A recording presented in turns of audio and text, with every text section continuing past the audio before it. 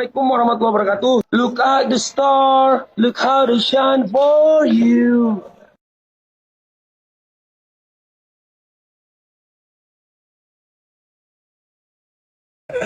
Enggak lah, bukan yang itu ya. Hai guys, kalian lagi pada ngapain sih di sini?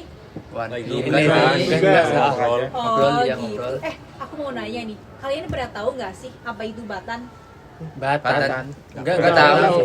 Aduh, masa kalian nggak tahu sih batan? Batan tuh yang itu loh, nuklir itu. Loh, bukan yang padi-padi itu. Apaan lagi padi tebu tahu? Wah, tebu tuh.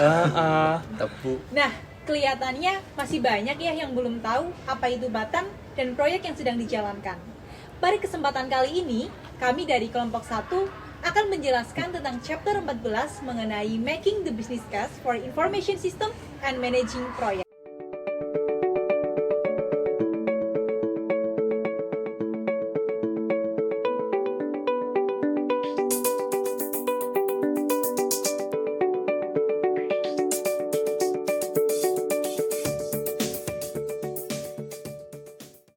Dalam membuat kasus bisnis, terdapat berbagai faktor yang perlu dipertimbangkan, seperti rencana IT jangka panjang, keberlanjutan, mengembangkan pengambilan keputusan, dan lain-lainnya.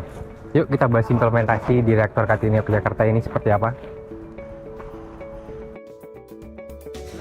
Sejak didirikan tahun 1979, terdapat berbagai upaya Batan dalam menjaga keberlanjutan proyeknya dengan mengoptimalkan teknologi yang saat ini masih berfokus pada riset dan pendidikan.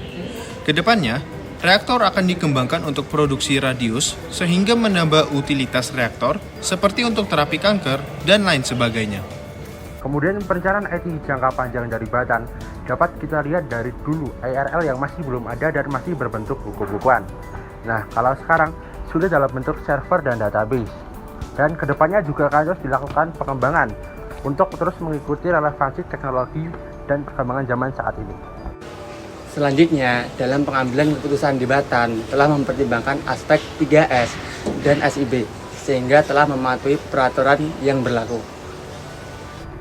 Dalam menjalankan proyek dan riset terkait pendidikan di Reaktor Kartini Yogyakarta, Batan memiliki 3 fungsi manajemen, yaitu safety, security, dan juga safeguard yang dijalankan oleh seluruh karyawan yang bertugas. Reaktor Kartini adalah salah satu dari 3 reaktor yang ada di Indonesia.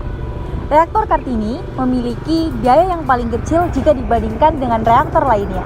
Hal ini karena reaktor Kartini berfokus pada pengembangan riset, pendidikan, dan praktikum yang dilakukan oleh seluruh mahasiswa di Indonesia. Karena reaktor Kartini ini memiliki fungsi untuk riset dan pendidikan, reaktor Kartini ini memiliki sebuah tabung yang berfungsi untuk menghalangi panas. Air yang berada di dalam Kartini ini juga berfungsi untuk mencegah korosi karena airnya sudah dihilangkan zat mineralnya. Batan memiliki berbagai macam prosedur terkait dengan perawatan reaktor yang mereka miliki, seperti pengecekan air agar tidak terdapat pengumpalan mineral ataupun kotoran, pengecekan radiasi, pengecekan RPM, kebisingan, dan juga pengecekan minor dan mayor lainnya. Tiap harinya, reaktor nuklir ini dihidupkan secara berkala, bergantung kepada kebutuhan riset dan pendidikan dari lembaga yang bekerja secara langsung terhadap Batan. Biasanya, reaktor nuklir ini dihidupkan pada pukul 8 pagi hingga pukul setengah 4 sore. Untuk menjalankan reaktor ini pun dibutuhkan sumber daya manusia yang memang memiliki kompetensi-kompetensi khusus.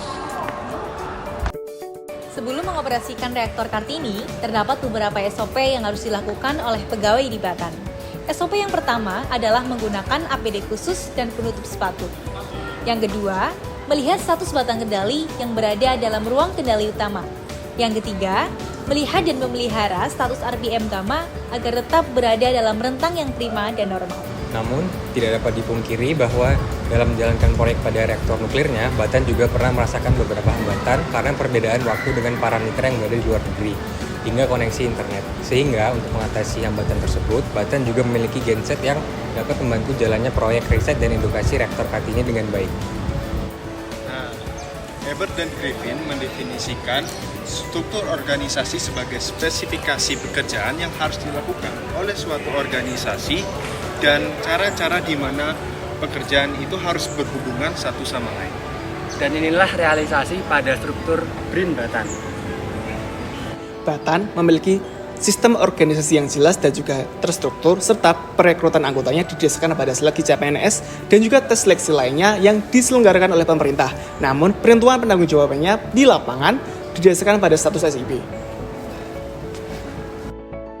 Nah, itu dia penjelasan dari kami mengenai proyek Batan, keberlanjutannya, dan risiko dari proyek tersebut. Di atas pohon ada bunglon. Bunglonnya ganti kulit ke warna coklat. Terima kasih sudah menonton, semoga bermanfaat.